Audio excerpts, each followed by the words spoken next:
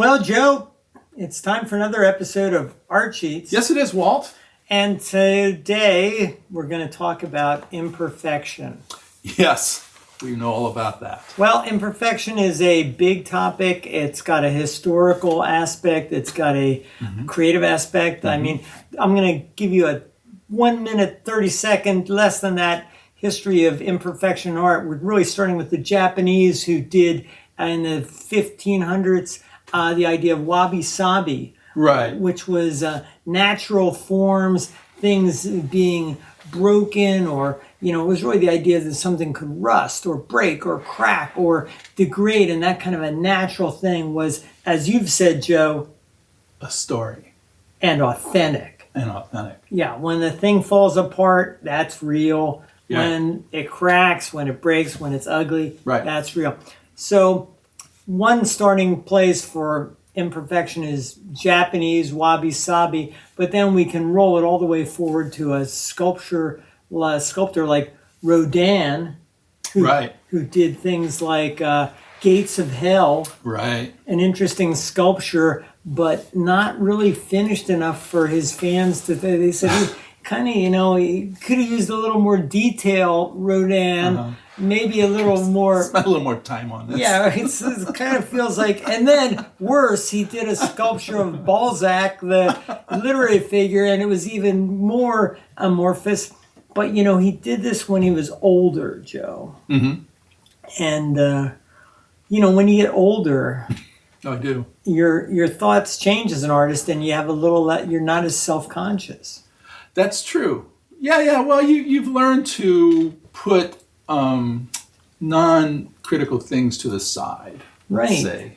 You are who you are. You are who you are. You really don't. I don't want to say you don't give a shit, but in some ways, If you're 70 years old, your career has already done what it's going to do, and you might be a little looser. And I think this also happens in the world of music. Am I not right?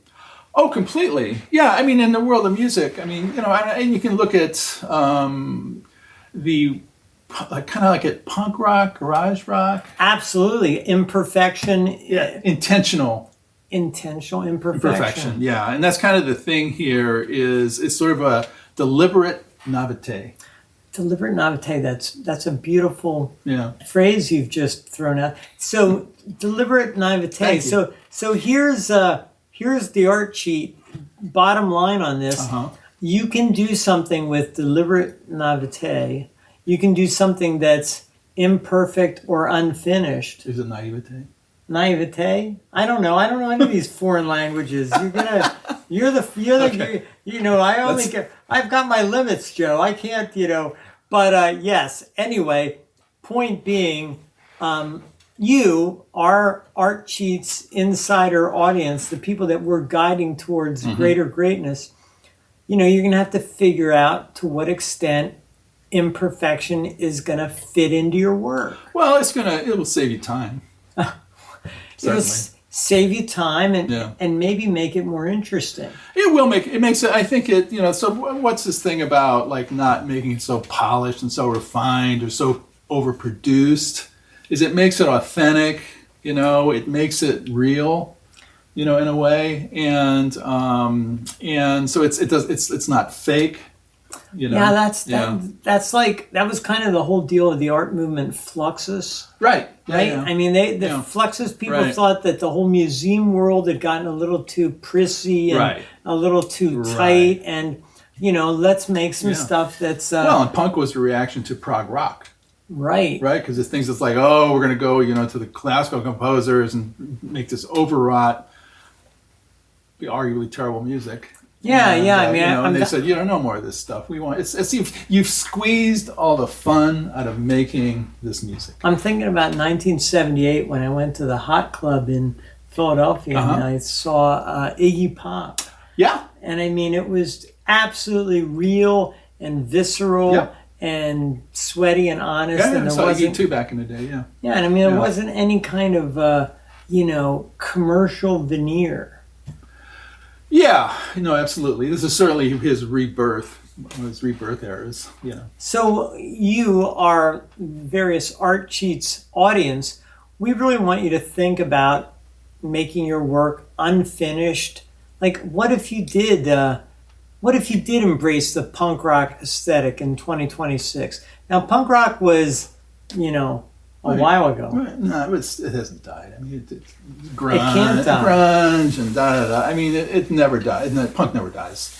So this because the spirit of rebellion against things, because there's always forces that are driving at kind of taking an artist, forming into a commercial product, and sanding off all the rough edges, make it all nicey for a broader audience. Well, right? that's really, you've really hit the nail, Joe, on the head there. Uh-huh.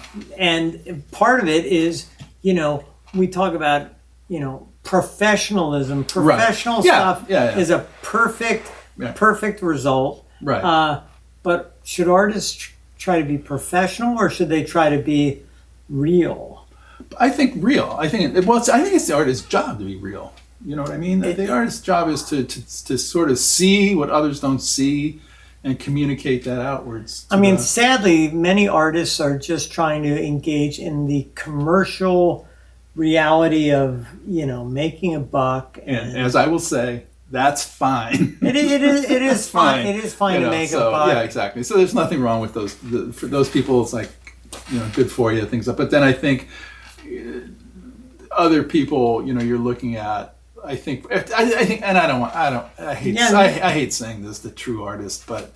I like the true artist. Yeah. But no, look, everybody can't be a super high level artist who's trying to break all the rules. Yeah. It's just not. Right. It's not realistic for most people that need to, make a living.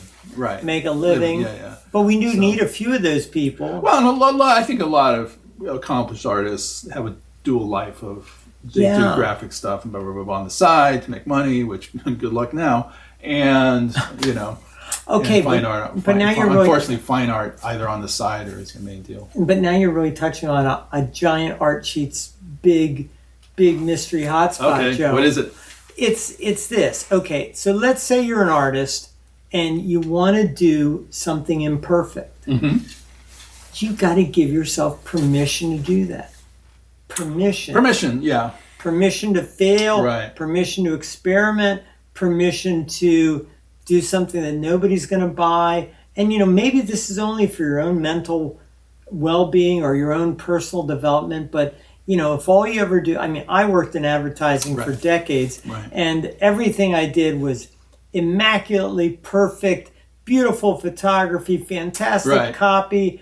And, the funny thing is all that stuff ended up in somebody's waste can. Oh, yeah, completely. It had a lifetime of about a week. At best, exactly. It was pushed out there to engage the public, and wasn't personal. But now, I understand how to make a perfect product.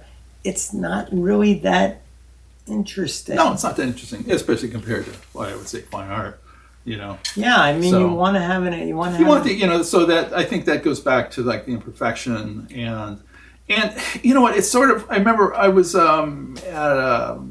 a maker fair years ago in New York, and I had made a drawing robot, and I called him David Scribbly. Oh, it's great.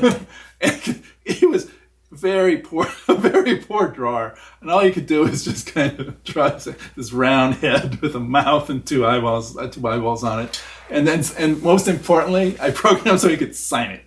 That's like a TS, and I think it was 1915. It was 2015, and anyway, but I was sitting there, and a young boy came up to me, and we were chitty-chatting. I go, you know what? Because I think it was humid that day, so it was like not working, even working worse than it was supposed to work. And I said, it's like it's not perfectly functioning. He goes, it's imperfectly perfect.